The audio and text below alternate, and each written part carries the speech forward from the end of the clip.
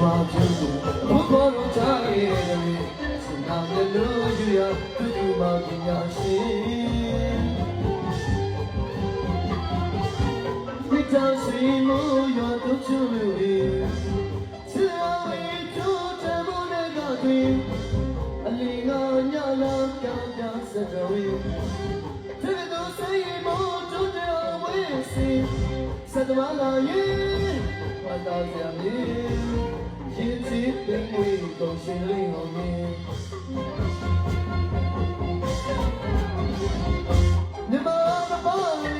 ကမမျိုးရီချွာဝေးပေါ်လီ